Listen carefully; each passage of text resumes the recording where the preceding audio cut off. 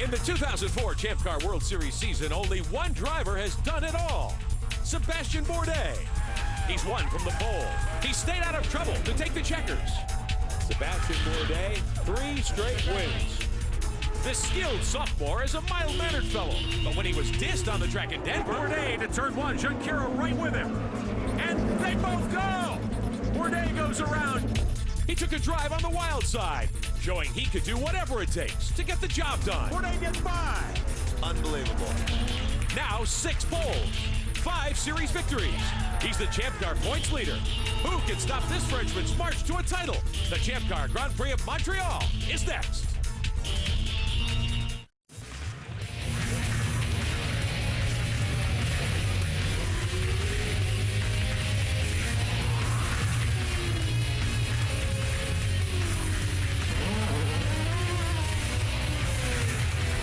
Bridgestone presents the Champ Car World Series, powered by Ford.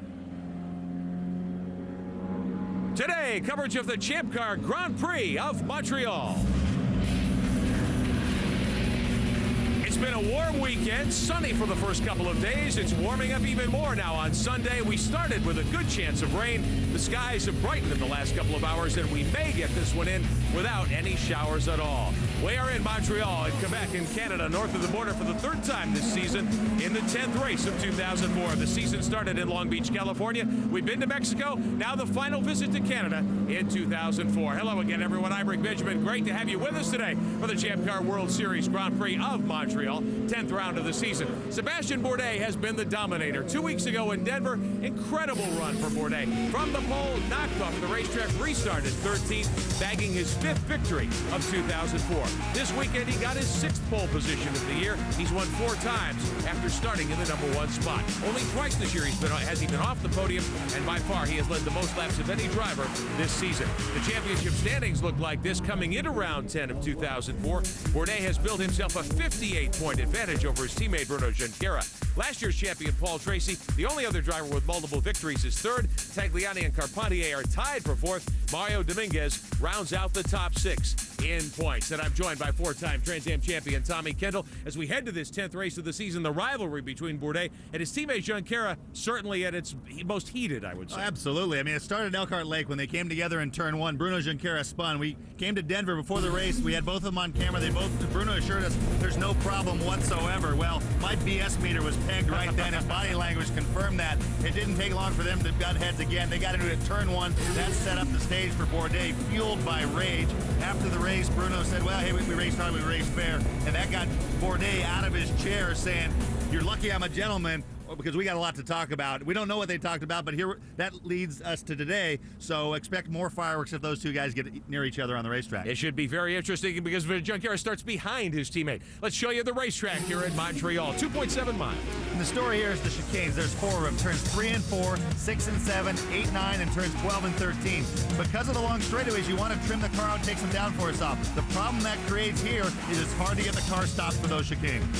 So that is one of the many things we'll be watching here this weekend. Let's show you what this race actually is. Our facts of the day, you might say. We'll go 69 laps here, just under 190 miles, or the time limit could come into play. Michel Jourdain won here a year ago. Push to pass has been increased. It's been increased, and we saw this with the tracks with long straightaways. Elkhart Lake, they gave them an extra 15 seconds. It led to some great racing there, hopefully more of the same here. Now, the pit situation today, Champ Car went a couple of weeks ago to just 1 mandatory stop. It worked very well. It did, and what it means, you still have to make 3 stops during the race, but only one of them do they tell you when you have to make that stop. That has to fall during that window, 49 to 58, green or yellow. So the chances of trying to gamble on a lucky yellow like Tagliani did is out the window now. Let's take a look at our starting grid for today, powered by Ford. As we mentioned, Bourdais gets to start on pole again. But the other story there is A.J. Allmendinger, the most heralded rookie since Al Unser Jr. and Michael Andretti 20 years ago, is coming good on that promise. Row number 2. How about Dominguez? He's been quick all week. He's been quick all weekend, but remember when these guys started on the front row or the second row together in Toronto, they didn't make it past turn 1. Well, Tracy starts 5th today. And Tracy, I think, thinks for all intents and purposes, the championship's probably out of the question, so he's focused on trying to win the Canadian race he hasn't yet won. Tagliani, who came so close last year, led all but the important lap. Long way to go if he wants to challenge today. On row 5, Oriol Servia, who's been running better than he should with that small Dale Coyne team. Second quickest in morning warm-up. In row 6, Jimmy Vasser, a huge milestone with consecutive start number 193, surpassing Al Unser Jr. In row 7, Nelson Philippe, his first taste of a Lola with the MyJack team, been running well but had a big off this morning in warm-up. Row 8, Guy Smith has been very vocal and honest at how surprised he was at the depth of talent in the Champ Car field.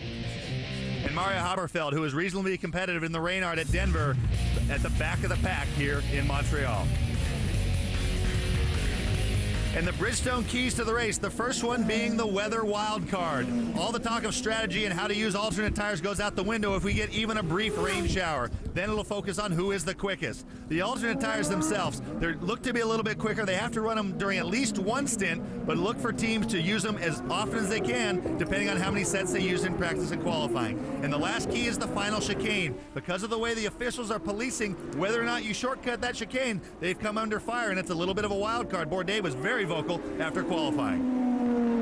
We've got various in-car looks for you today here at the Circuit Gilles Villeneuve. We'll ride with Alex Tagliani. The Rocket Sports Johnson controls Lola today.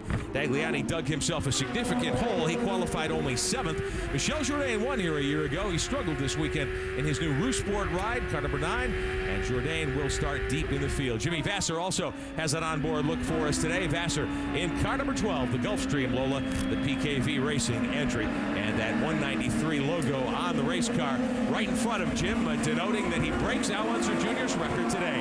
J.D. Wilbur has the green flag in the air. Glad to have you with us, and we are underway.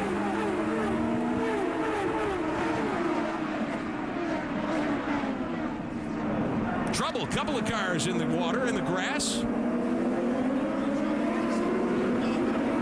Everybody stays on the racetrack. Battling for position. And Allmendinger caused a big scramble by being conservative, trying to get through that first corner. Big scramble behind him. He's fallen all the way back to 4th or 5th. Big move to get back towards like second. I'm guessing he might have a flat tire. Look at that traffic jam behind Allmendinger. The leader is Bourdais by a comfortable margin. Yeah, Allmendinger way off the pace. Cut a tire down. Many of these drivers on the alternate tires. Allmendinger and Bourdais at the head of the field, opening on alternates today. There's Justin Wilson in the MyJack car.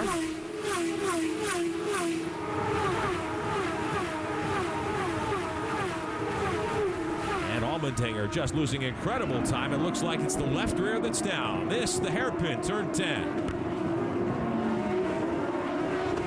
There's Allmendinger in the Western Union car.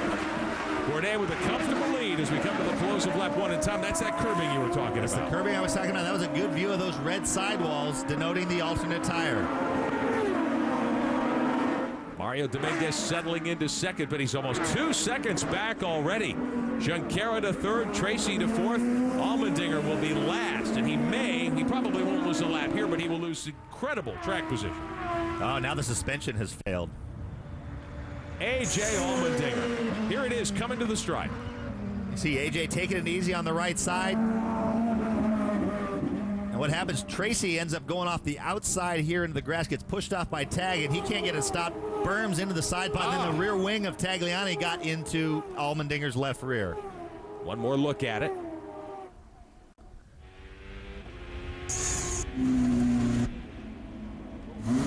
It is a shredded left rear. They do not believe the suspension is broken at the moment. Frustration here. Another set of the alternate red sidewall tires going on. What a day of frustration for A.J. Allmendinger, having had such an enormously successful qualifying run yesterday. What's the mental challenge for him, Tom? Well, I mean, all of his expectations and plans, have gone out the window, and so now it's just a matter, it's hard to get your mind to let go of what you had planned on and wrap it around the new reality and keep yourself motivated. If he gets a yellow, he's back at the tail end, and they can regroup from here. Battling to the inside, Ryan Hunter-Reay making a move on Oriol Servia. That's for 7th spot, and Hunter-Reay picks off the position nicely. We mentioned that they have struggled all weekend. Ryan Hunter-Reay off to a good start. Justin Wilson trying to get going here. Wilson to the inside of Servia. And he picks off a spot. So Servia in the YokeTV.com number 11 backing up here early. Vasser in 10th. We have an in-car view of the start. Let's take you back a moment ago from Alex Tagliani's seat. You see the push to pass on the car in front. That's Bruno right in front. Now watch when AJ gets knocked out in front of Tagliani. He cuts it, and that vertical plane on the wing plate there is like a knife when it gets in. It'll cut right through the tread and the carcass. Did Allmendinger do anything wrong there by dropping back at the start? Should he have been up alongside Bourdais at that point? Well, I mean, he was doing the best he could, and he's allowed to run whatever race he wants. So, I mean, that probably somewhat created him being a little bit conservative, created all those guys behind him were in the opposite mode. They were trying to make something happen. And the way the first turn is here, more often than not, you get some guys getting together in the second corner. Working lap 3, your leader is Bourdais. Mario Dominguez there runs in second spot. Bruno Junqueira is third. Michel Jourdain won here a year ago. He runs 11th. Bronte Tagliani will introduce us to some of the women on the Champ Car World Series trail. Working lap 6 on the Circuit Gilles Villeneuve in Montreal with Tommy Kendall, I'm Rick Benjamin. Paul Tracy settling into 4th spot after the early scramble involving A.J. Allmendinger. Calvin Fish on pit road for us today with more on Tracy's day so far. Well, Rick, it's been anything but a smooth weekend for Paul Tracy. He broke a car in qualifying, broke a gearbox, and Neil Mickelroy pretty aggressive down there in turn 1. What's the prognosis with the car right now? Right now, we're still trying to see just how it is. You know, we've got a bent toe link, so the toe in on the front is not what it's supposed to be. We're just letting everything settle down a little bit so that we can get a read on whether the car is in fact drivable. Is time running out in this championship with Bourdais running so strong, Neil? Well, we've certainly got our work cut out for us. If we've got any hope of catching him, it's going to be really tough to do, but we'll keep trying. Right, Neil, I understand there's big action on the racetrack. Ryan Hunter-Reay, for the 3rd time this weekend, has gotten off the racetrack, and this time it's into the wall. He's thrown the steering wheel already. Tommy Kendall looks like his day is done. Well, it looked like he was running better than he had. He had some real trouble with the brakes. He was complaining about, he said we were down on pressure in the brakes, whether that's, here's going to be a look at it. This is exiting the first chicane. Wow. Full course caution being displayed. He knows that car in. It's something of a joke this weekend. The Urdez team has had a lot of problems. Hunter-Reay knocked a wing off. He just missed hitting the Armco very hard here yesterday. He was charging up through the field, but obviously a short day. Well, and the joke was that Keith Wiggins of Urdez had told his drivers, if you're going to crash, you got to go in forwards because we're out of rear wings. And so, you know, they'd torn off a bunch in the last several weekends, and so they were almost out of rear wings. So Ryan Hunter-Reay takes the headrest out, and his team consulting with Keith Wiggins and the rest of the leadership of Team Urdez on pit road. So full course caution, working lap 7 early in the going at the Champ Car World Series Grand Prix of Montreal. Bourdais is your leader.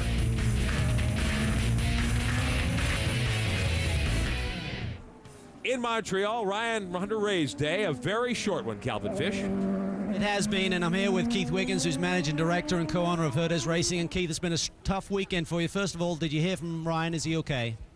I think he's fine. Yeah, he got out of the car, so there's no radio contact now, but he's walking around, so yeah, he's okay. It's been an expensive weekend for you as a whole. I know you've been writing a lot of checks this weekend fixing the cars, but Ryan has complained of braking problems. Any way that was an issue out there today?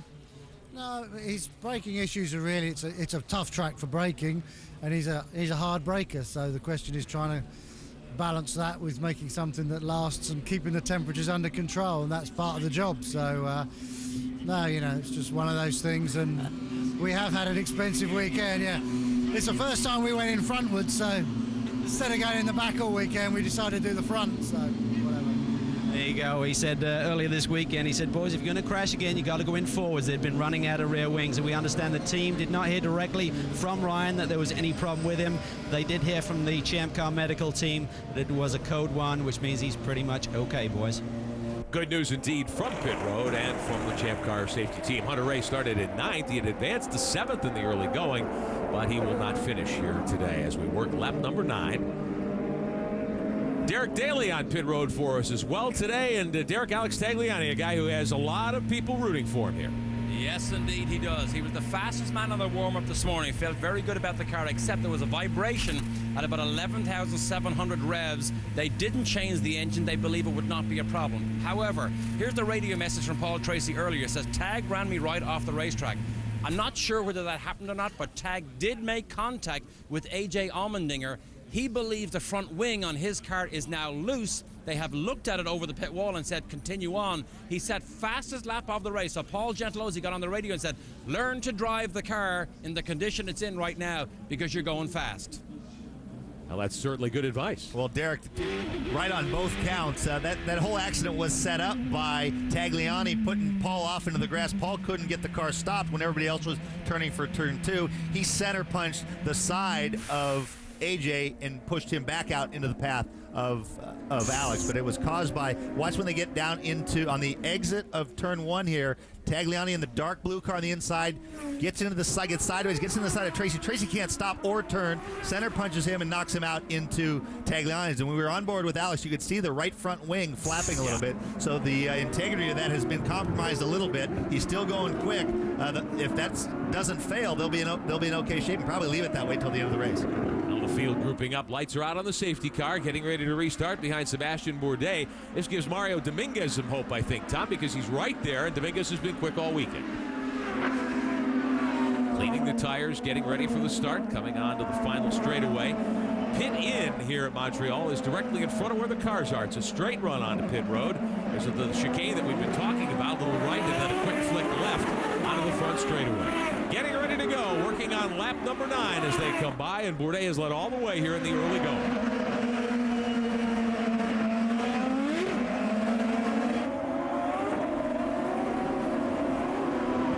J.D. Wilbur puts the green in the air. We're back racing in Montreal.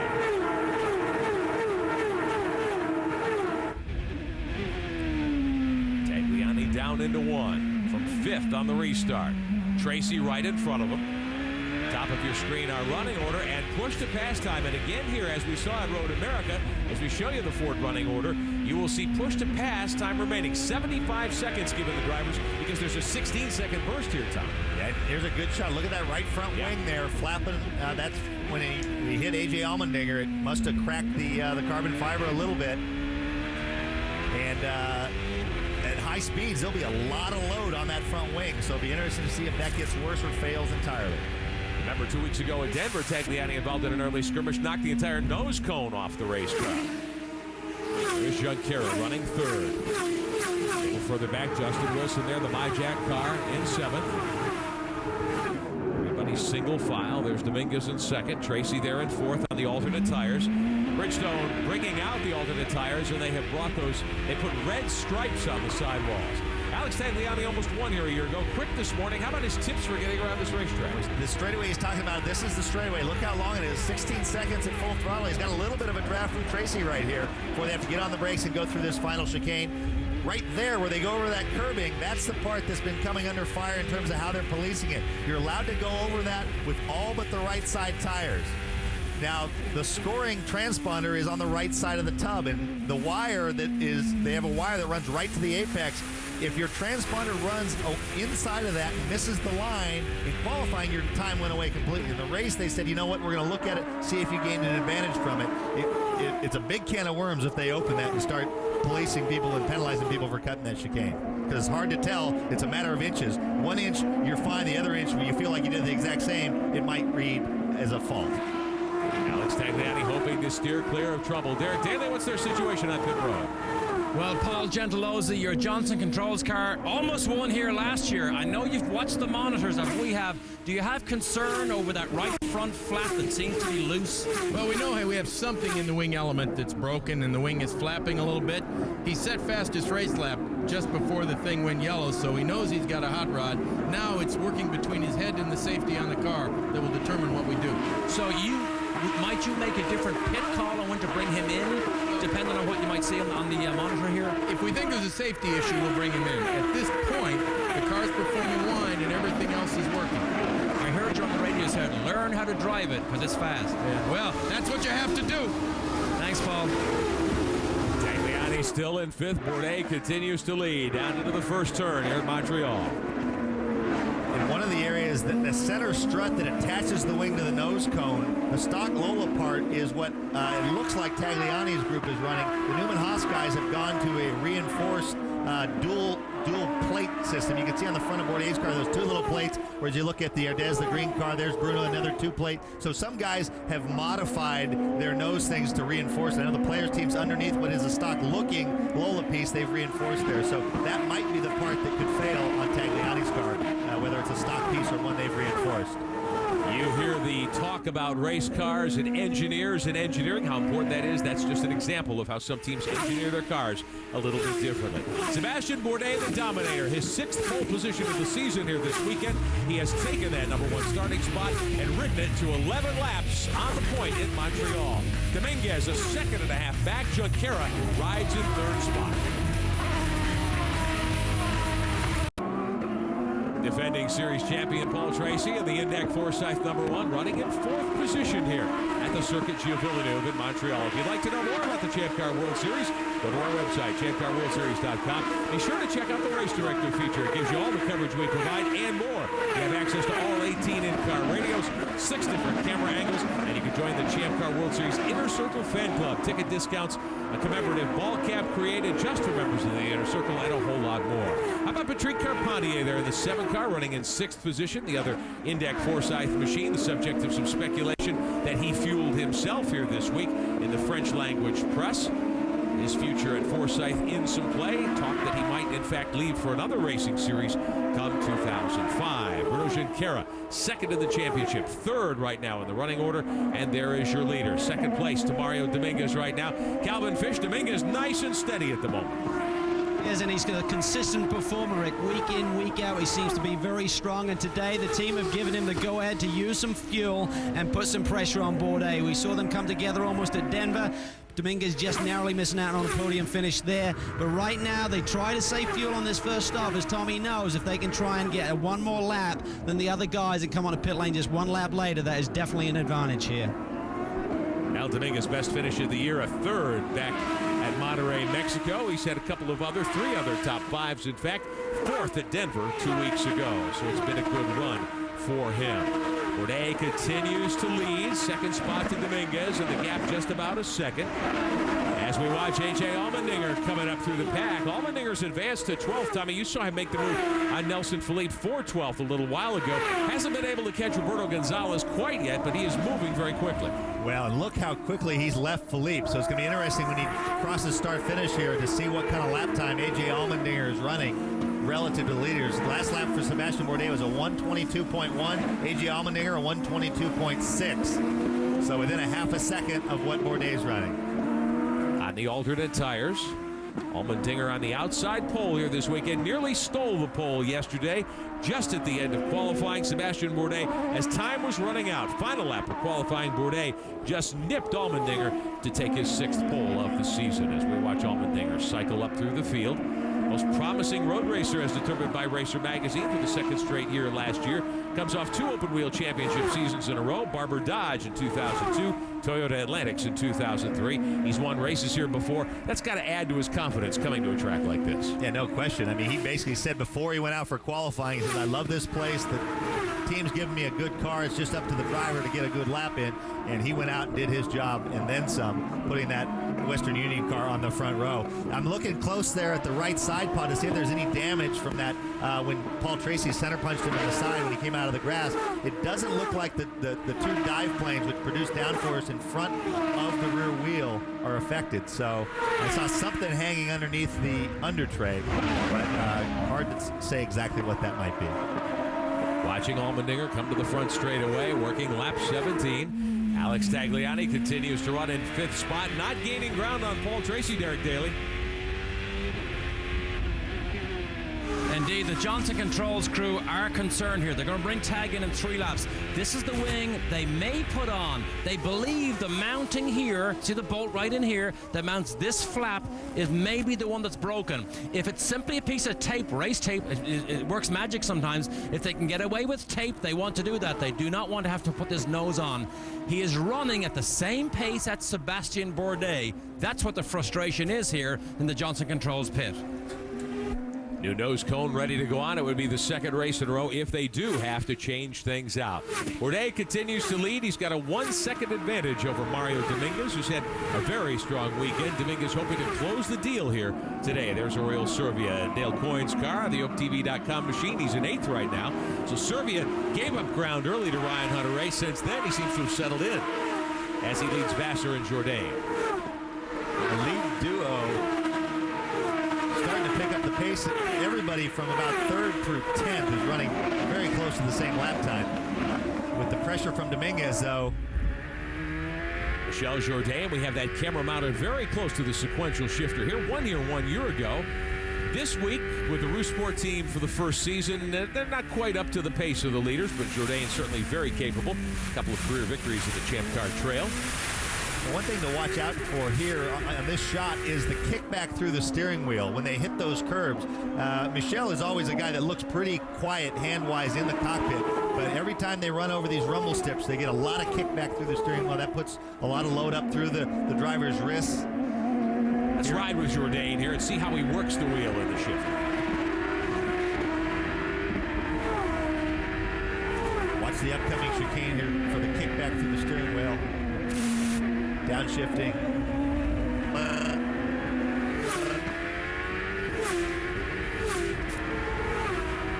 Mario Dominguez summed it up well, where when you have as much downforce and as much caster, which is a suspension adjustment in these cars, all those make for heavier steering.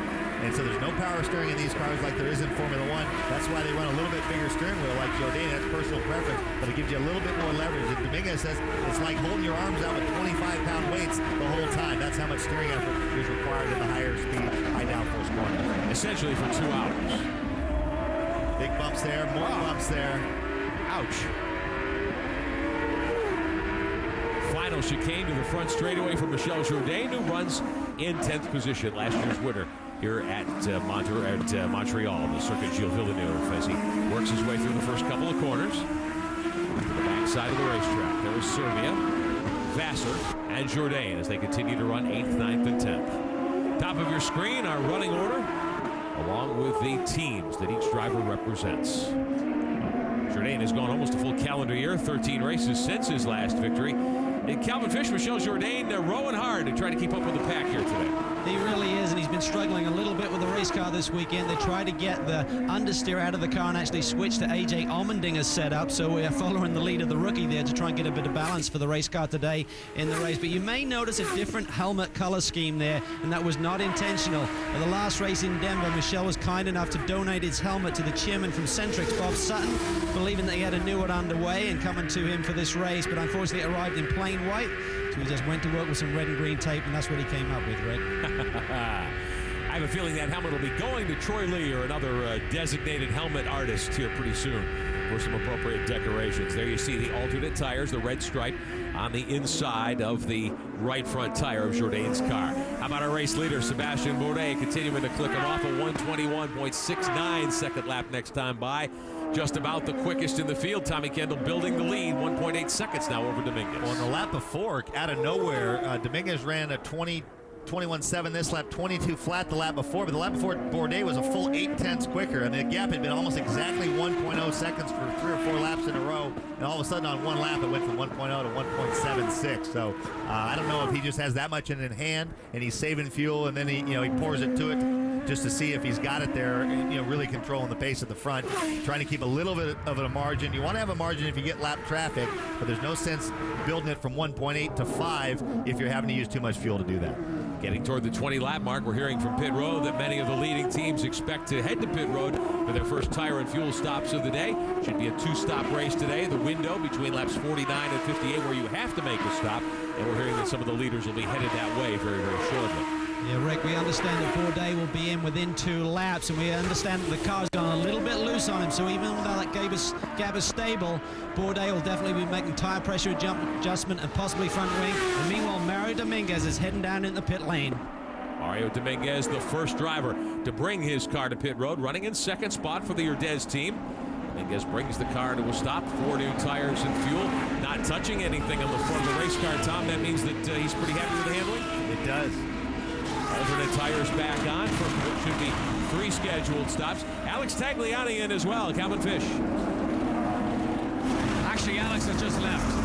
The main plane on the front wing is actually completely delaminated, Tommy. It's gone down to the center of the wing as Nelson Philippe comes in, and he is just behind Justin Wilson, who is in and out. But the main plane, not the wing support. Yeah, that's what everything else is mounted on top of. You know, the second and the third element are mounted on top of the main plane. Now, when something delaminates like that, can contact cause that, or is that a manufacturing? No, it's the shock from the contact. You know, it basically shatters what's effectively like glass, you know, like fiberglass or something, or resin. And once that is cracked, then the integrity of it goes away. Race distance today, 69 laps, 190 miles. The Newman Haas team indicating that both of their cars are headed to pit road. And Sebastian Bourdais, the race leader, will make his first stop of the day under green conditions. Headed your way, Calvin Fish. Makes his way down pit lane, and we expect 2 adjustments here. We expect a tire pressure adjustment and possibly half a turn of front wing. That's what his engineer Craig Hampson has called for on the radio. Sebastian brings it in. Typically, he should be in a little better shape here by going that 1 lap longer than the majority of the field. You can see another set of the optional, the alternate Bridgestone tires going on. They got the red rings. They've been worth about 3 to 4 tenths. Good service stop. And we understand Philippe has gone off for the second time today. Nelson Philippe off in the kitty litter, and he's broken the left rear corner of the car again. We showed you earlier that during the morning warm-up session today, he backed the car into a barrier at a very high speed, wrecked it hard. They fixed it. It wiggles here, Tom. I think the wheel might be coming off. Yep. There it is. Yep. Lost the left rear. Now, I was down there checking in with the MyJack team before the start of the race. They were rebuilding the original race car, so they didn't use a spare car. No, they only have one Lola, so they wanted to rebuild that one. Nelson Philippe out of the car. Difficult weekend. His second run in the Lola for MyJack Conquest. First run in the new car. We'll be back. So quite a turn of events here in the last few moments at the Circuit Gilles Villeneuve, our Champ Car Grand Prix of Montreal today. A.J. Allmendinger, who started on the outside pole, contact on lap 1 sent him to the back of the field. Pit stop sequencing has put him at the front of the field. The leaders have come in for their first stop. Allmendinger has already made 2, and he has been able to go to the front of the pack, at least for now. Bourdais had led all the way until the pit stop sequence, but Dominguez gets by him here, Tom. Well, he stopped a lap earlier, so he's on 1 lap warmer tires, which is why he's able to get around so easily. The question is, why was he close? And that's something I'm going to have to work out. Good battle for position a little further back. Paul Tracy, Alex Tagliani. Tagliani has gotten in front. And here he comes to the inside. Tracy overshot. Now, that could be a penalty, Tom, or is that considered a mistake by the driver? Well, if he gained a position, gained an advantage, that would incur a penalty. So Tagliani and Tracy looked like Tracy was going to get right back by him there, and Tag got in front of him, cut him off. Tracy got on the push to pass, but then Tagliani responded with his own push to pass with the flashing red light on the back of the car. Is how you know that. Defending series champ Tracy, 2 wins on the season, his most recent at Vancouver 1 month ago for 5th position. Tagliani behind Junqueira. Tracy back there now in 6th after the cycle of pit stops, working lap 25. They've been racing Formula One cars in this very same racetrack for a couple of decades. We sent Derek Daly down for our Bridgestone Passion for Excellence to check the tire difference. Bridgestone have won the last 6 Formula One World Championships with McLaren and with the Ferrari team. But the tyres they use in F1 are vastly different to what we use in the Champ Car World Series. This is a rear tyre from a Formula One car versus a rear tyre from a Champ Car. Some of the visual differences: the rim on a Formula One car is only 13 inches in diameter. Champ Car moves up 2 inches up to 15 inches. Now, the overall diameter of a Champ Car tyre is only about an inch bigger, which means the sidewall is where they lose the actual measurement. But if you look at the meat of the tire, this is the grip part. On a Champ Car, you have what we recognize as a slick. Rubber that meets the road all across the tire. Move to F1, and yes, we have what we've now known to be grooves in these tires. These are put in here to actually cut the grip down, to try and slow down Formula One cars because they got so fast. I wonder in the years to come, would we ever see grooves in a Champ Car tire? But whether or not we have grooves in the Champ Car tires is really up to the Champ Car officials. And of course the grooves are in there to slow the cars down because you have to run a harder compound with the grooves tires. Now maybe someday in Champ Car we'll get tire competition back. Maybe Michelin would come in or Goodyear. And in that case, Bridgestone would very much like to see very good competition between those companies. And if Champ Car put grooves in the tires, I'm confident the Bridgestone engineers would be very much up to that challenge. Our Bridgestone passion for excellence. Watching the field work through the hairpin, turn 10 here at the Circuit de Villeneuve. Bruno Junqueira running in fourth. Alex Tagliani, Rodolfo Levine on the move. He's up to 7th spot now. Let's take a look. Tagliani with a move inside Tracy. And coming from quite a ways back, Tracy more or less left the door open for him. Struggling maybe a little bit with that bent toe link. Tried to come back underneath him, but looks like he's having trouble getting the car stopped, at least in the hairpin. Bent toe link, wouldn't that also mean it's pretty hard for him to turn where he wants to? Well, what the toe link is basically the part that's connected to the steering rack that goes out to the wheels, and when you turn the steering wheel, that's what turns the wheels. And so the length of that rod determines what your front alignment is, whether your front wheels are basically pigeon-toed or duck-footed. And it's very precise how they want to set that. And so if it's knocked in or out, it can, on one side, the steering wheel might not be straight, and it could affect how the car brakes. If it doesn't, it might dart a lot if it was knocked out. So basically, it's less than ideal. We don't know exactly which way it's knocked. Patrick Carpentier, Rodolfo Levine back there. The 3 Forsyth machines running in a group. Levine with a very good early run. Started 14th. He's climbed to 7th in the Corona Beer number 3. That's the blue and yellow car you see whistling by. Carpentier back there in 8th. Justin Wilson in the MyJack 34, the MyJack Conquest car. And he is shown right now in 9th ahead of Jimmy Vasser, who earns his 193rd consecutive start in Champ Car today. Vasser breaking Al Unser Jr.'s consecutive start record in the Champ Car World Series. Down the long straightaway, heading to the final chicane. There's Levine and Carpentier battling for 7th and 8th. Right in front of them, Tracy in 6th position. Good 4-car battle, all nose to tail, heading to the front straightaway. The guy making big hay is A.J. Allmendinger, 21.0. That might be the fastest lap of the race. He's at the very end of his fuel load here. He's going to probably have to be in within the next lap or two.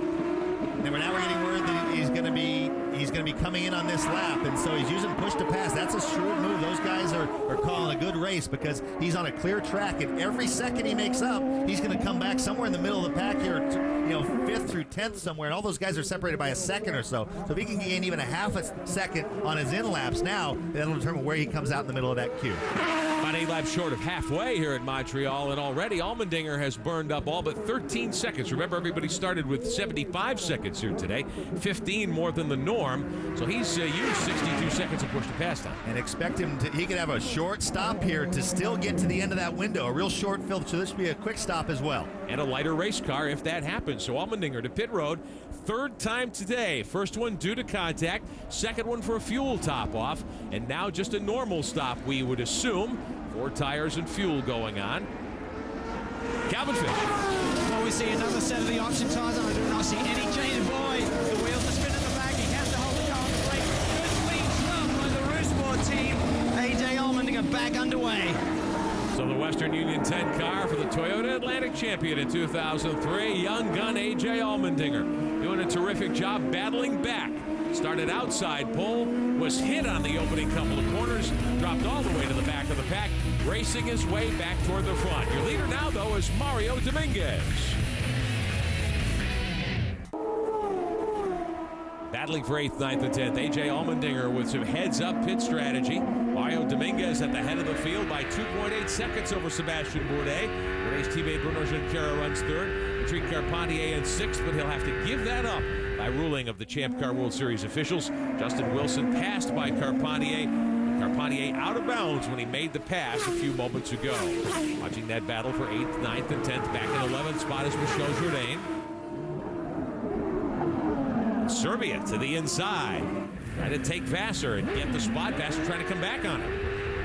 Well, he really pushed Jimmy wide. Jimmy was going to slice back underneath him, but he had to dip the clutch to keep the thing running, and so he wasn't able to do it. Allmendinger, Serbia now, and Vasser. So put Serbia up in 9th spot. Allmendinger starting to get up to speed. as they come to the front straightaway. A little earlier, we saw Nelson Philippe for the second time today get off the racetrack, lost a wheel, Derek Daly. Yes, he did, Rick.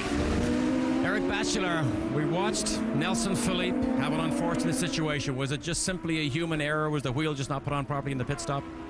Well, we need to look closer with the car, but that's what it looks like, I mean, sometimes you have to have quite a lot of tolerance, in this business. And, again, that's what it looks like. I was not on the radio when it happened. I saw it on the video, same as you do.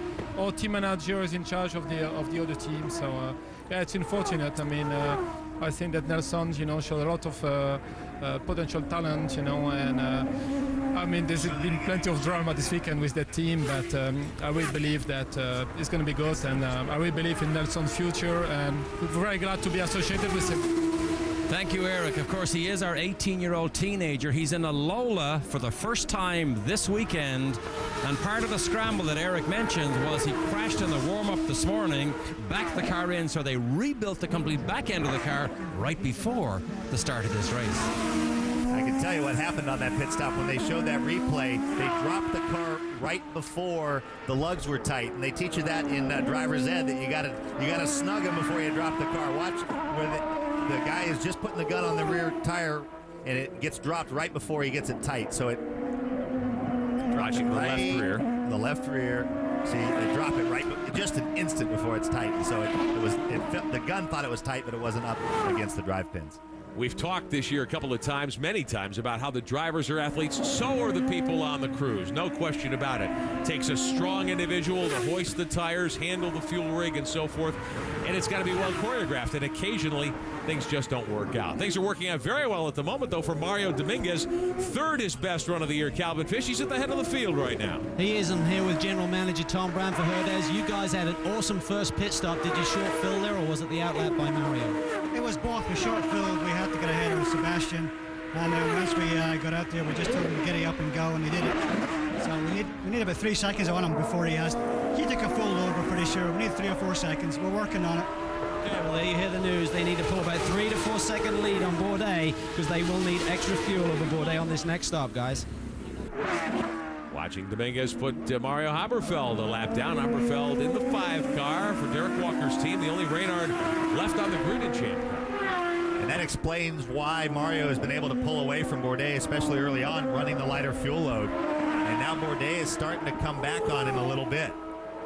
Last time by, the gap was down to 2.3 seconds, which should indicate that they're going to have a hard time building a 4-second lead here over the points lead. There's the Cummins car of Haberfeld. Here comes the Herdez machine, the 55. Remember that Dominguez's teammate Ryan Hunter-Reay was starting to pick his way up through the field before hitting the wall earlier. Ryan's okay. The car damaged on the nose, and it was the 3rd time this weekend that Hunter-Reay has had serious problems. There's Bourdais, pole sitter this weekend. Jumped out to an early lead, gave it up when he came to pit road. A.J. Allmendinger, who lined up alongside him, got knocked off the racetrack essentially in the first couple of corners, had to come to pit road for a new tire. Here's Alex Tagliani in the Johnson Controls car. Had right front wing problems earlier. They have solved those, and Tagliani shown forth. Nearly won here a year ago and scored that great victory at Road America a couple of weeks ago. Meantime, battling his way through the field, there's Allmendinger right behind Oriol Servia. Servia has just gotten around AJ. AJ coming out is carrying more fuel than everybody else, but these guys have been catching him up from behind. Allmendinger running right in front of Jimmy Vasser now, so he's been cycled back to 9th spot. Servia up to 8th in the black car, the OakTV.com machine. Down into the first couple of corners, we saw Justin Wilson go by, and then Patrick Carpentier in the 7. So Carpentier apparently has taken that penalty, given that time back, and allowed Wilson to get back in front of him. And look at Bourdais coming on Dominguez. Took a full second out of the lead that lap. Ran a 1:21.02. Pretty close to qualifying pace for Bourdais, and now he closes in right on Dominguez in turn 10. A couple of car lengths to gap here. Dominguez is hanging on as we race at Montreal. Round 10 of the 2004 Champ Car World Series season. Mario Dominguez clinging to the lead as we close in on halfway.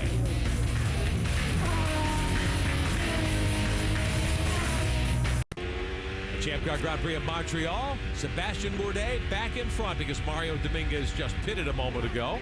They had problems on the pit stop, which we'll show you here momentarily. Teammate Bruno Junqueira 9 seconds back. So Bourdais back in the catbird seat. Took him quite a while to get there. Now here's Dominguez headed to pit road. And we saw the exact same thing that happened to Paul Tracy on his last stop at Elkhart Lake. A gun failure. Watch the right front tire guy. Gun's not working, has to go get a spare. Everybody else is almost done at this point. They drop the car back down, put it back up. Second gun's not working. Guy from the rear finally comes up. I mean, this is a 25-second stop instead of a 10-second stop.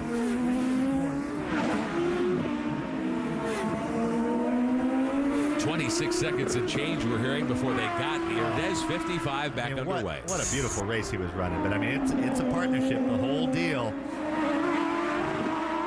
Got to choreograph the dance. How about Paul Tracy, the defending series champion? He's got Justin Wilson all over him now. This is for 4th spot. Tracy rides there in the index number 1. I think he's just scrapping for everything he can. His car not handling like he would like it after that first lap incident. Obviously not horrible, but it's not certainly not able to challenge.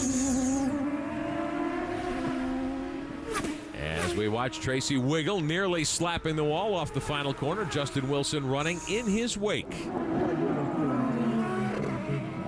Continuing to watch Tracy. Mario Dominguez off pit road. Calvin Fishman, a very long stop.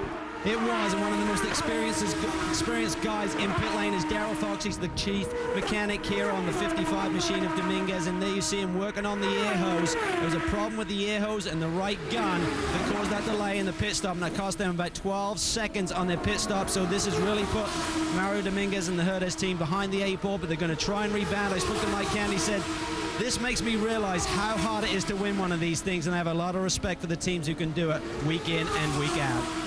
Dominguez shown 12th now after that incredibly long stop with the air gun failure, and then the second gun that didn't work either. Probably an air supply problem? Hard to say.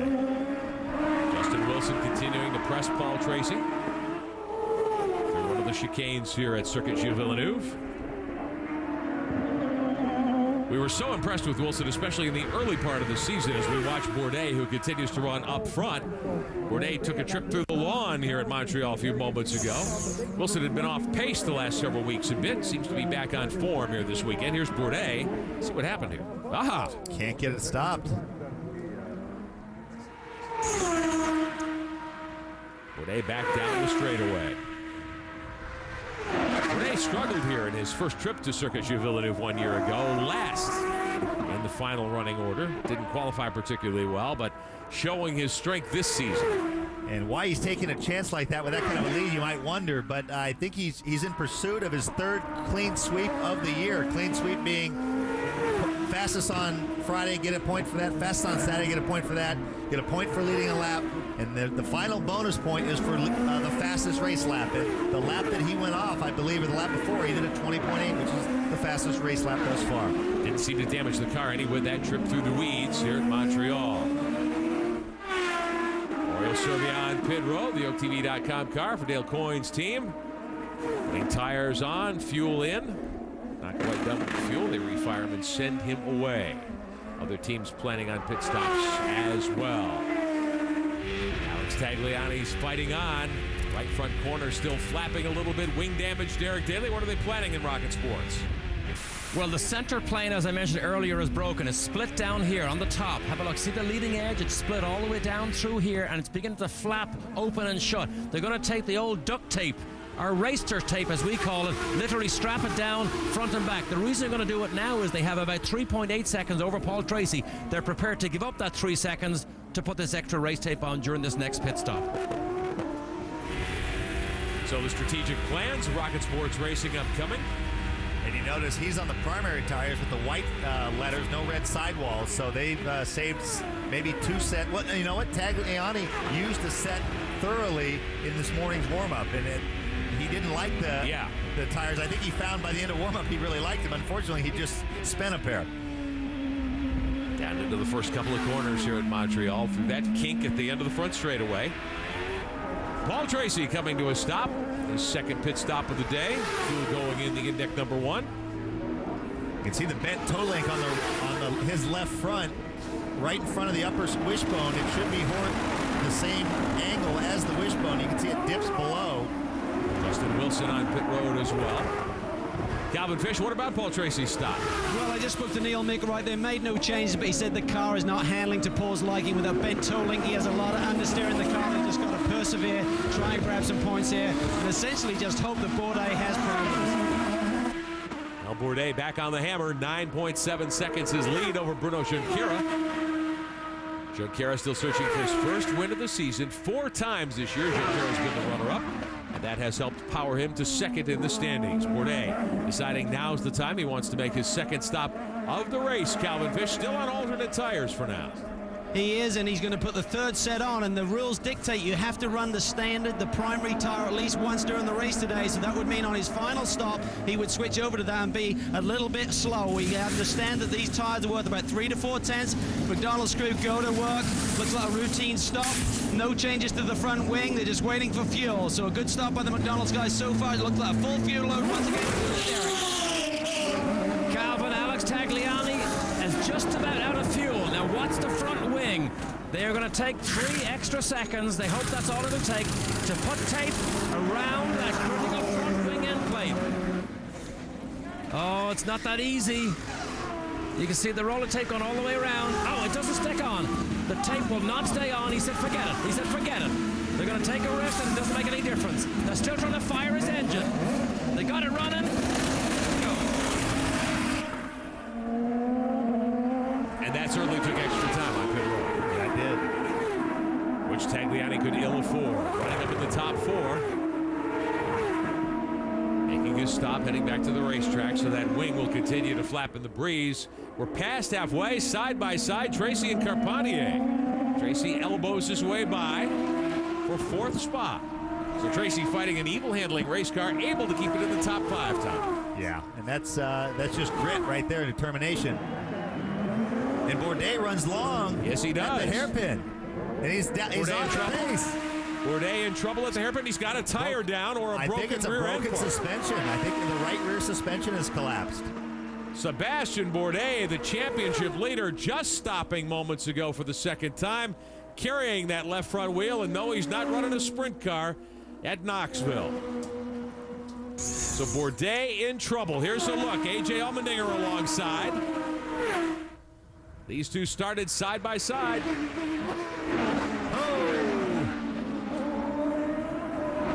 Hard contact there with Allmendinger.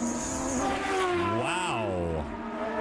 Calvin Fish. Well, he's making his way down pit lane, and Craig Hampson and the boys saw that replay and just went absolutely ballistic down here. We have to imagine there's severe damage to the right corner there with the left front sticking up in the air. They're going to come in, do a routine check of the car and see if they can continue. But I would say that his day is over. As the car jack went up, and yet Pete, the man at the back of the car, just says the day is over. What a heartbreaker for the championship leader. We talk about the other guys needing to get back in the chase. Junqueira and Tracy, maybe they have got that break today, Rick.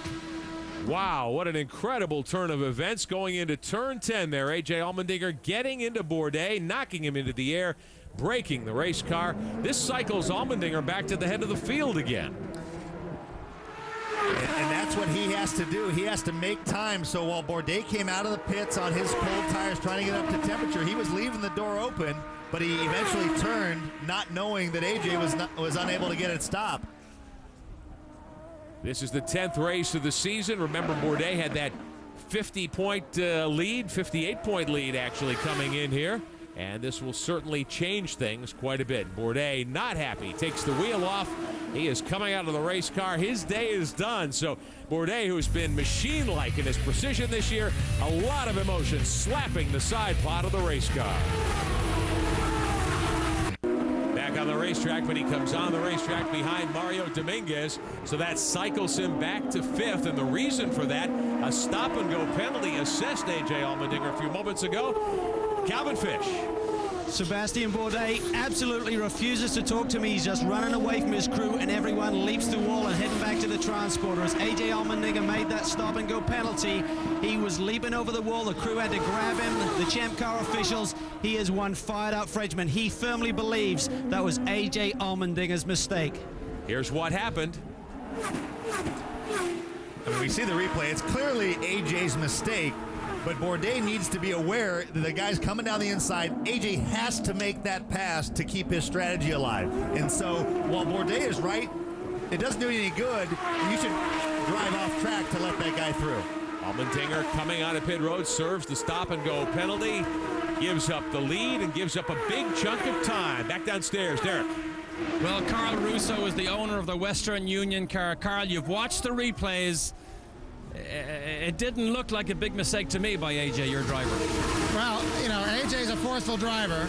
He's on hot tires, or on low fuel. We're on an alternate strategy because, frankly, we got assaulted by 2 people at the start, and they're calling that avoidable contact. I'm sorry, I can't agree with it.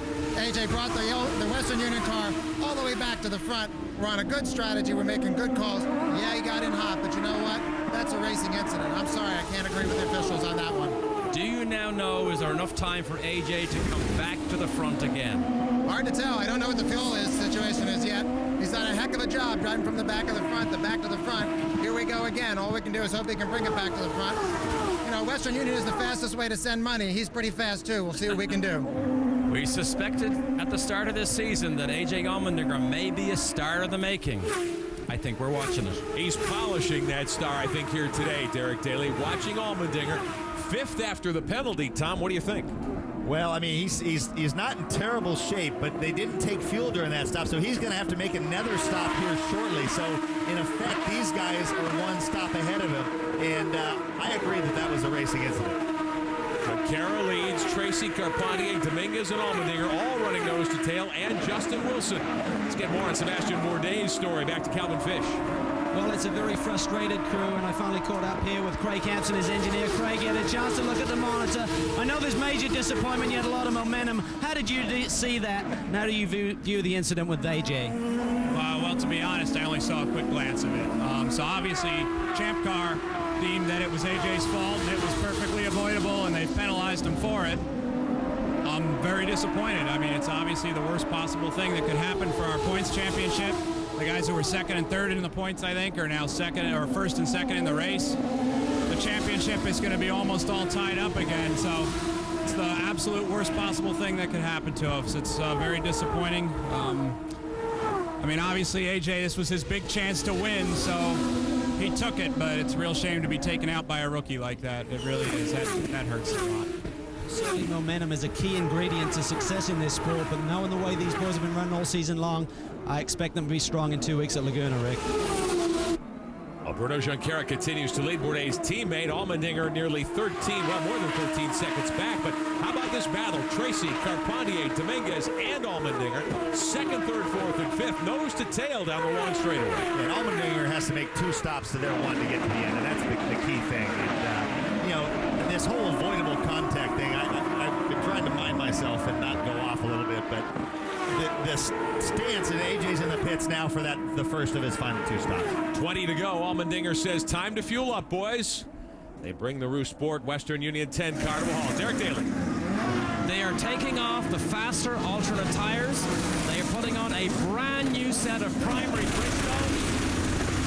He is on the rim with a huge gun here and smokes it out. They were reasonably pleased with that stop.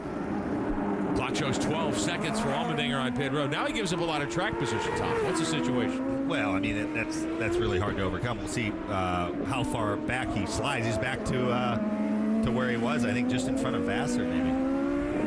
Scoring showing him 10th as he came across the timing line and on the front straightaway a moment ago. It may change again here. We will see. Alex Tagliani's been to pit road. He's shown in 9th. Jimmy Vassar up to 8th. Serbia 7th. Your leader continues to be Junqueira. All of this has really benefited Bruno. He's set 10 seconds to the good right now as he whistles down the long straightaway. Bruno's been kind of quiet as a church mouse here. And, wow, you saw that was an aggressive turn-in for that chicane there. From 4th spot, he has taken good advantage of all the circumstances that have come his way today in the Pacific Air number 6. But the battle rages for 2nd spot. Tracy finds himself there right now with Carpentier and Dominguez. So you've got 3 nose to tail and Justin Wilson lurking back there. And this is why Junqueira has an 11-second lead. Tracy, just through demon out laps and just refusing to give up, is carrying a car that's less than optimal. And these cars behind him are all quicker than he is, but they got to get by him. This is 6th, 7th, and 8th. Michel Jourdain in the Rousport car. Won here a year ago. You're riding with Jourdain. Looking back at Oriol Servia, who runs 7th for Dale Coyne. And here's Jimmy Vasser's view in the PKV Gulfstream Lola. Vasser's 193rd consecutive start. We're inside the required pit stop window, yellow or green. It doesn't matter as we work lap 50 of 69 at Montreal. Race leader is Bruno Junqueira. We're late in the going. 18 laps remaining in the Champ Car Grand Prix in Montreal. Patrick Carpentier runs second ahead of Tracy, Dominguez, and Justin Wilson. The rest of the top 5. Junqueira bidding for his first win of the season. His teammate, pole sitter Sebastien Bourdais, knocked out of the race a few moments ago. A couple of interesting developments for the Champ Car World Series in the last few days. Here this weekend, a big announcement. The McDonald's restaurant chain, now the official fast food of Champ Car. Long-term agreement put in place, and they will remain the sponsor of Sebastien Bourdais' 2 car for the next several years. So McDonald's continuing to build their relationship with Champ Car. A few days earlier, the Champ Car World Series coming to a 3-year agreement with the city of Portland and Portland International Raceway. The tour will return to the Pacific Northwest in 2005, 6, and 7, and we were pleased to see that, one of our favorite places to visit. Jimmy Vasser running 8th, setting that mark this week. There's the 193 sticker on the front cowling of the car. Vasser's 193rd consecutive Champ Car start, dating back to 1993 at Laguna Seca. Vasser, the 96 champion, running in the top 10 much of the day today for PKV Racing and Gulfstream. And Jimmy peeling a tear off, getting back up to speed in the 12 car. Right now shown back in 11th after the stop. There's Dominguez and Wilson. They continue to run 4th and 5th. Their leader, Junqueira. Pit stop window, the mandatory stop today had to come between lap 49 and lap 58. And the team's in that window right now.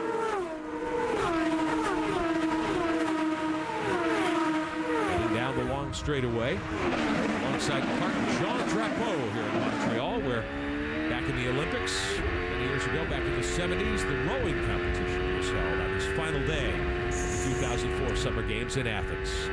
Vasser locking the brakes, going into one of the corners here, right front lockup and through the grass. That's where Bourdais went off earlier. Yep. A little different here. Jimmy on cold tires, not going nearly as fast. Quick glimpse of the hairpin in 10. Here he is working on Mazzacani. Allmendinger behind. Allmendinger after that penalty. Back in 10th. Mazzacani in the American Medical Resources car for Dale Coyne. Vasser. Now that is the NII car of his teammate Roberto Gonzalez heading to pit road. Here's Allmendinger working on Mazzacani. Mazzacani shown 13th. Mazzacani at back of the grid for the start, but has gained several spots. He is 2 laps down. Top of your screen, our running order, of course. 75 seconds of push to pass time for these teams this weekend. 15 more than normal because of the long burst you could attain here. 16 seconds, some teams are saying. Servia running in 6th for Dale Coyne. Derek Daly, good run for this team today. It is a good run. Dale Coyne enjoying watching his YokeTV.com car here. Dale, we saw Servia fastest for most of the warm-up this morning, so an indication of his race pace was already seen this morning. So you're pleased how he runs? You know, we made some changes last night from the first 2 days. They seem to make the car more responsive. So he's doing good. He's 6th right now, so we'll see what happens. There's been quite a few cars going off the road, slippery surface. Has he had any incidents? We told him not to go off the road. So he's been doing good. Good. A driver that obeys the team owner. Incidentally, Servia likes this place. He finished 2nd here last year. And he has finished 6th in the last 2 events at Road America and then at Denver 2 weeks ago. Currently shown in 6th with 15 to go. Up top, you can also see, along with the running order, how much push to pass time various drivers have. Bourdais, Guy Smith, Nelson Philippe, one of the heaviest attrition races we've seen all season. 4 drivers out with still 15 laps to go.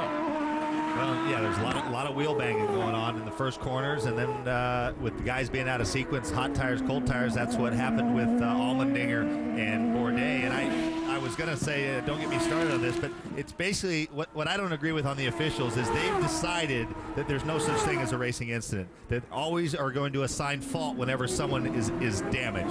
And I mean, they're very clear about that. They say that up front, but it doesn't allow for there being such a thing as a racing incident. My view is that you should say at at the time the pass was initiated in AJ's case here, was that a reasonable thing? Was it totally irresponsible? If it was, he had no prayer pulling off, then hammer him. But when a guy does something otherwise, you're never 100% certain it's going to work out.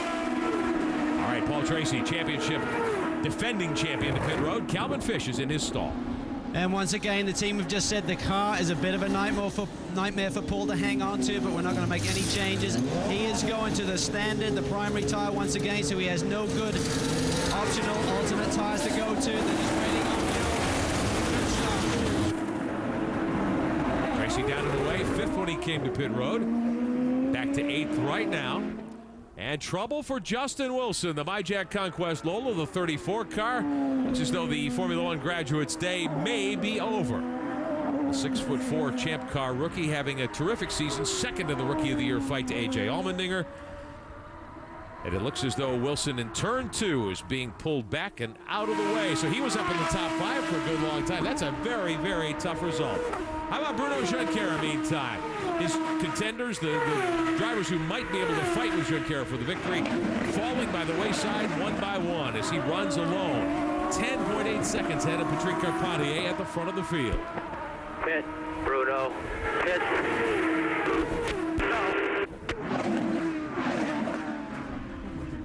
Very quiet on the radio to Bruno here. It's as though they're planning their final stop here shortly. Mario Dominguez heads to pit road for the final time today. Dominguez observing the speed limit. The Ordez team ready to greet him. Brings the car to a halt. Fuel going in. Jacks working. And the tires going on. He was leading earlier. They had an air gun problem. They've gotten that solved. And Dominguez down and away. No adjustments to the car. You can hear his crew telling him he'd be working hard on Tracy coming out of the pits as Dominguez tries to race his way back into contention here in the final 13 laps today. Dominguez shuffled back to 6th with that stop. Bruno Gonzalez there with Junqueira behind him. Junqueira the race leader. Gonzalez in 11th spot. 1 lap down.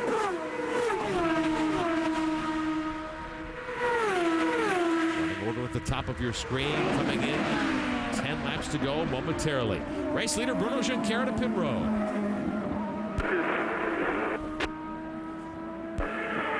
Look for Timmy, hit your marks, open approach. It's going to be a quick one. There's John Tzanickas, team manager here. Nice and easy. Directs Bruno in. No changes. They're going to the standard tire. Most of the front runners will be on the standard primary tire for this final stint.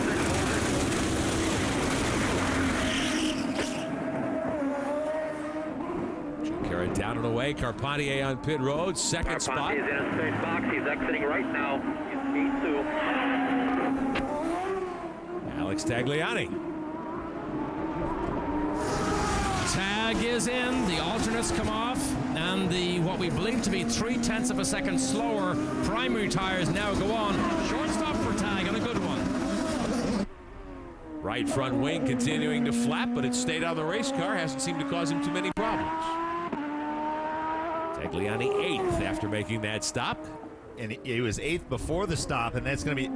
We saw how much they were planning on giving up 3 seconds to try to hold on to 3rd in front of Tracy, and the extra time they spent put him back to, all the way back to 8th or 9th.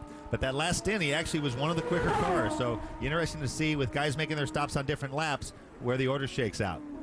Patrick Carpentier has not won since Laguna Seca in 2003. Perhaps in his final season for the Forsyth Index team. We shall see. Silly season for drivers, certainly at hand. Paul Tracy has agreed in principle, we're told, to a long-term contract extension with the Forsyth team. So the defending series champion will remain in the blue and white colors of the Forsyth Index squad. Junqueira with 12 to go, heading perhaps to his first win of the season. A.J. Allmendinger headed back toward the top 5. Bruno Junqueira up through the gears under the Bridgestone Bridge, leading Carpentier, Mario Dominguez, Paul Tracy, fighting an ill-handling race car, and A.J. Allmendinger, who certainly had a difficult day here today, but has battled back with Tommy Kendall, Lambrick Benjamin, Derek Daly and Calvin Fish are downstairs. Bronte Tagliani with us this weekend as well. Great to have you along for coverage of the 10th race of the 2004 season. A reminder, check out our website, champcarworldseries.com. All the news and notes you need 24/7. The race director feature certainly worth checking out as well. You can get different camera views besides the ones we are able to provide, plus all the in-car radios, and you can join the Inner Circle fan club as well. Derek Daly with team owner Eric Bachelor. So much expected from Justin Wilson this weekend. He'd been here in a Formula One car before. He's running fourth, Eric. Do you know what put him out? Yeah, I guess he had a problem with the gearbox or transmission. We knew that the car was smoking for quite a few laps, and it's been a tough day today. I mean, we just let our both drivers down, and I mean, need to go back to the shop and fix it. And it's a shame because I mean, Justin was very strong. He had the second quickest lap in the race. I guess we got back on a competitive mode, you know, and so that was very good. And I can't even say it's bad luck. I mean, you know, we just need to do better than that. Thank you, Eric. Eric Bachelard always smiles no matter what the outcome, but not a good outcome for his team here today. I tell you what, he does a lot with a very little. He's built that team from almost nothing, former driver himself, and he took full responsibility for it. He could have said, well, hey, that stuff happens, but that stuff doesn't happen. They know they could have done a better job. Bruno Junqueira running here at Circuit G Villeneuve all by himself. 8 laps to go. And Junqueira sitting on nearly an 8-second lead. Dominguez, Tracy, and Allmendinger next in line. Interesting situation developing for A.J. Allmendinger in the Roosevelt Western Union number 10. Outside pole qualifier, contact on lap 1 sent him to the back of the field, raced his way back to the front as we show you the top 5. Junqueira out in front comfortably with coming up 5 laps to go. Allmendinger now in 5th position. We were wondering whether he had made that stop inside the legal pit window. He was penalized, stop and go for the contact with Bourdais. Tommy Kendall. The way the rule reads, it says the mandatory pit stop window will open to all competitors when the leader crosses the blend-in line at the completion of leader lap 48. So let's hear what Carl Russo, his interpretation of that is. Carl Russo is here. Do you think you are correct within the pit window and you don't have to stop again with A.J. Allmendinger, who's currently running 5th? There's no question. We stopped with 21 laps left to go on the leader, lap 48. And the rule is from 21 to 12.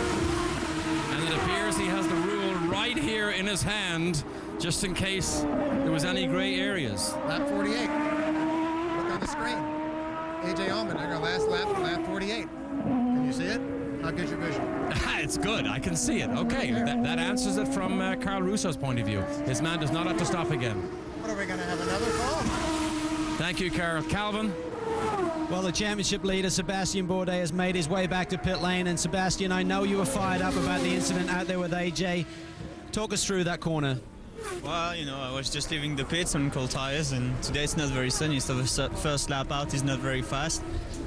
We've been struggling in the pits 2 times, and I knew it was going to be very difficult to stay in front, but I just used the push to pass and tried, but did not move over or brake desperately late, or you know, gave him plenty of room at the hairpin. He moved over. I just opened the door completely, turned as late as I could, put first gear, and then it just ran into me. I don't know what happened. It's just, you know, he was obviously very angry, you know, but you had a 58-point lead coming into the race. Certainly that's going to be chopped in half at least today. Momentum is key. You're coming off a strong victory at Denver. I'm sure this team, the way you're performing, can rebound, correct? I'm sure you believe you can rebound from this. I mean, it's not by mistake. We've been leading the championship with the McDonald's car, so we were able to do, you know, very well, and the proof was Denver, and we were leading the race with not too many problems. But you know, if people cannot stop dangling into us, and it happened like 3 times in the last couple of races, so you know, it's pretty difficult. But you know, the luck's going to turn around, and hopefully we'll be in the right train. Hi, Sebastian. Good luck in a couple of weeks. Thanks. Next up for the Champ Car World Series, the series returns to Mazda Raceway Laguna Seca in California on September the 12th. And we will have the coverage for you on that Sunday. I mean, that's an accurate reprisal of what happened. He did turn in late. He didn't turn in even close to where you normally did. The one thing that he didn't and maybe could have done is tried to see if AJ was, look out of the corner of your eye. Is this guy still coming at my door, so to speak, my side pod? And AJ should have been able to turn, but he was making a desperate move, had to get by to keep his strategy intact. And so that's the thing. And they were both playing poker. He didn't turn in on him.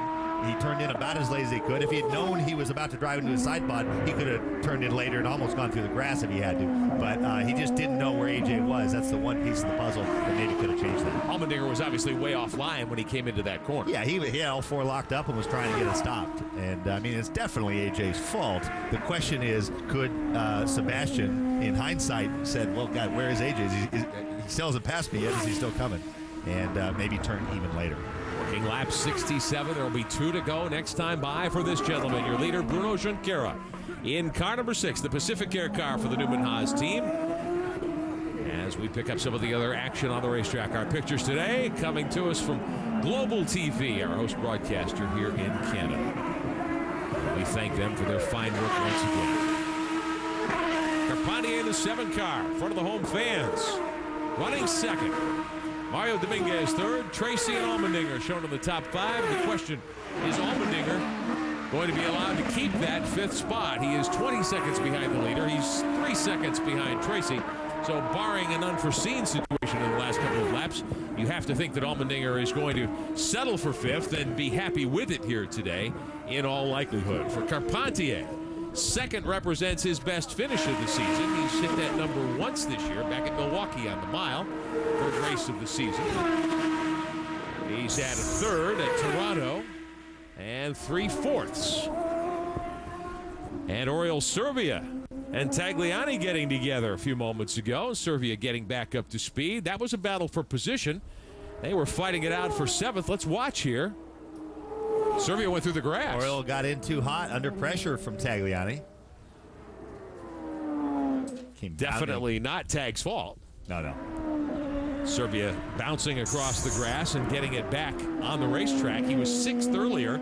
He was working on his 3rd consecutive 6th, but this bumps him back to 9th. Jimmy Vasser up to 8th and Tagliani to 7th now. White flag will be out next time by. As we watch Servia on the alternate tires. Allmendinger runs 5th, Calvin Fish. What are you hearing? Well, I just checked in with Craig Hampson. He's down here just watching the race play out, who's the engineer from Bourdais, of course. And I said, how do you interpret the rule? And he said, well, them stopping when they did, I believe they're within the rule, so they should be okay. So they're out of the race. They don't have no axe to grind other than the fact that AJ did take their man out. And Craig Hampson believes he's okay with that rule. So we will see how it plays out. Bruno Junqueira has taken the white flag. Carpentier 7.5 seconds back. We have documented for you throughout the season the struggles of this team. 2nd in the championship, but unable to break through to victory lane for Junqueira this year. He has won races in this series before, many times. And it looks as though he's on his way to his first win of 2004 here today at Montreal. This would be his 6th career championship win, Champ Car World Series, if he can hang on for the final half lap. For Newman Haas, it would be their 6th win of the season as well. The previous 5 at the hands of Sebastian Bourdais. Final straightaway to the last chicane, and then the final run to the start-finish line for the race leader, Bruno Junqueira. Through the gears for the final time. Junqueira heads to the checkered flag. Your winner. All right, Bruno. Good job, Bruno. In Montreal. Maybe we're going to turn it around a little bit here. Good job, Bruno. Patrick Carpentier in 2nd. You can hear the call. You guys, great job. Today's almost done around there. You're going to do it. Thank you. Great pit stop. Great car. Thank you so much, guys. After 10 races, you guys deserve it. Bruno thanking his crew for the great pit stops today. Congratulations all around from both ends of the Newman Haas pit area here at Montreal today. Junqueira, your winner. Carpentier comes across in 2nd spot, and Mario Dominguez grabs 3rd. Tracy is shown 4th. AJ Allmendinger, at the moment at least, is scored 5th. Michel Jourdain gets 6th. Alex Tagliani finishes 7th. Jimmy Vasser breaking the career consecutive start record today is 8th. Oriol Servia 9th after that late race incident with Tagliani. And Roberto Gonzalez comes home in 10th spot. So both of the PKV Lolas in the top 10 here today. Rodolfo Levine was up in the top 6 earlier. He ends up in 11th spot. Gaston Mazzacani in 12th. A good run for him. And Mario Haberfeld in 13th. Justin Wilson 14th as Paul Newman accepts congratulations from members of his team. Happy indeed that his Pacific Air car came across the stripe first. Let's take a look at the reaction from the team.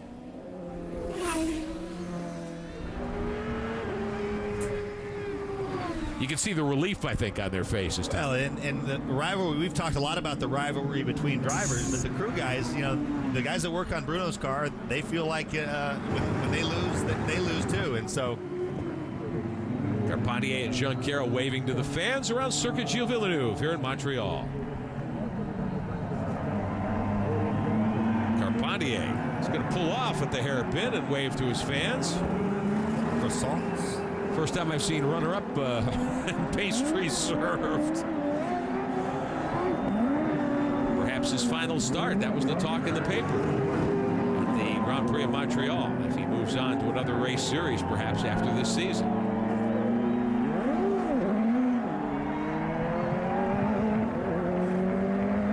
So Carpentier trying to keep that streak alive of victories in consecutive seasons. Unable to accomplish it here today, but a breakthrough day for Bruno Junqueira. No question. I mean, that's exactly what he needed. If they had any hope at turning the tide, they were running out of time, and all of a sudden, this thing's open again. Sebastian Bourdais, 15th today, after the contact with Allmendinger, breaking the race car and sending him home early. Guy Smith, 16th, after problems on his car. Nelson Philippe off a couple of times. Wheel came off, sending him out of the race today. He gets 17th.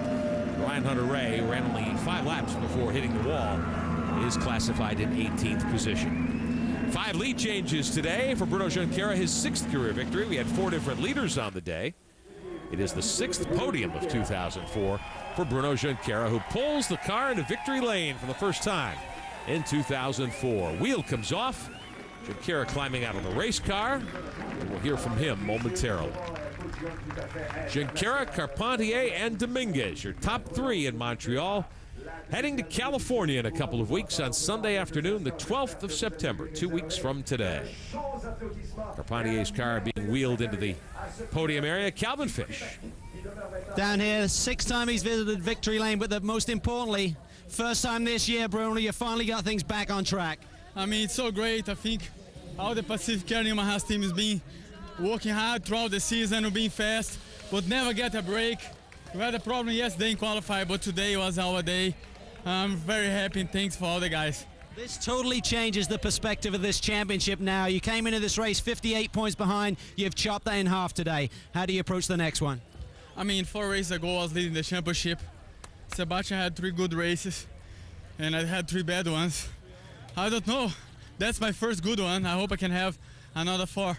All right, Bruno, fantastic job today. Thank you very much. Let's go over to Derek, who with another man who had a great run today and gets on the podium. And the draping Mario Dominguez in the Mexican flag here. Mario, you looked mighty. A great pass on Bourdais to take the lead, but ended up on the podium. Still a very good day. Yeah, well, it was definitely unfortunate. We were going for the win. I think we had it. We had the best car out there. No questions about it. And just want to thank the whole Herdez team and my engineer, Mike Cannon, for giving me a great car. We wanted to win. You know, I want to dedicate this podium to my friend Tono and Guillermina, who their son Cristobal passed away last week. And this is for you. I wanted to win for you. I did my best, but we'll get him next time. It was quite a day. There were so many changes up front. It was very unpredictable. Could you keep track of what was going on, particularly with the pit stops? Yeah, I could keep track. I knew exactly how much time I lost, and it was just terrible. You know, I was very, very disappointed at that moment because my car was so fast. Thank you, Mario. Well done. Matches his best finish of the season in 3rd spot. He hit that position earlier this year at Monterrey, Mexico. Festivities continuing here at the Champ Car Grand Prix of Montreal. So Junqueira scores the win here today. His teammate Sebastian Bourdais, with 5 wins on the season, was the points leader, but he was knocked out with about 25 laps to go. Let's take a look back at some of the things we've seen here today in the Grand Prix at Montreal. First couple of corners, contact early. Started off with a lot of chaos there in turn one. Lots of cars getting together. And that cut tire started the day on a weird trajectory for A.J. Allmendinger. Hunter Ray crashing early. This is the wheel, the left rear wheel not getting mounted on tight on Nelson Philippe's car. Comes off later that lap. Pivotal moment of the race. Allmendinger trying to get around Bourdais while Bourdais was on cold tires. Ruined both of their races. Stop-and-go penalty assessed to Allmendinger for that avoidable contact. Junqueira cruises to the win. His first of the season today, coming here in Montreal. Let's show you the results. Now, this shows A.J. Allmendinger in fifth, and as Tommy mentioned a moment ago, we're hearing that he's going to be penalized one lap, which could shuffle him back to 12. Junqueira, Carpentier, Dominguez, and Tracy, though, the top four. Jourdain for now shown in sixth. Tagliani, Vassar with an eighth today, a good top 10. But the all-time leader in consecutive starts at 193 in the Champ Car World Series. Servia and Gonzalez, Levine in 11th, and Mazzacani up to 12th after starting in the final row here. Haberfeld gets 13th today, and then the rest of the field out early. Wilson had a great run going up in the top 5, ends up 14th. Bourdais, of course, in the lead for a long time before that contact with Allmendinger ended his day. Guy Smith, Nelson Philippe, Ryan Hunter-Reay, the rest of the field. So Mario Dominguez certainly gained some ground here today. Let's take a look at the points situation. Dominguez remains fifth, or make that sixth in points right now. But Bourdais' lead over Junqueira with 5 races left in the season, perhaps 6. 34 points right now, and Junqueira notching his first win of the year. Talk about a seesaw race. Mario Dominguez looking great to win the race until that air gun problem. Then Sebastian Bourdais, everything going perfect. Gets together with Allmendinger, and Bruno, the guy we hardly heard a thing from, is there to pick up the pieces. Carpentier and Tagliani unofficially maintain their tie for fourth in the standings. Tagliani with the one win on the season, and Dominguez, after that third, runs in sixth spot. Beautiful city of Montreal. We will come back to wrap things up.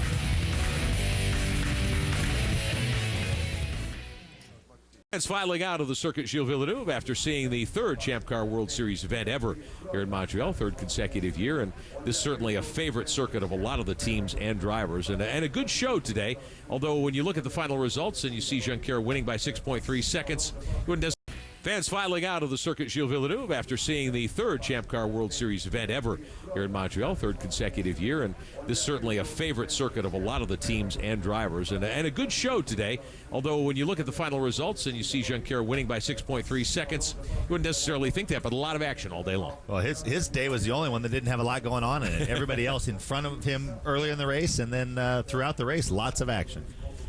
And A.J. Allmendinger with that penalty back to 11th spot. Well, this concludes our coverage of the Champ Car World Series today from Montreal. Be sure to join us. Our next broadcast, the Champ Car Grand Prix of Monterey, coming up Sunday, September 12th from Mazda Raceway, Laguna Seca. For Derek Daly, Calvin Fish, Bronte Tagliani, and Tommy Kendall, I'm Rick Benjamin, congratulating our winner today, Bruno Junqueira. Thanks for watching. So long from Montreal.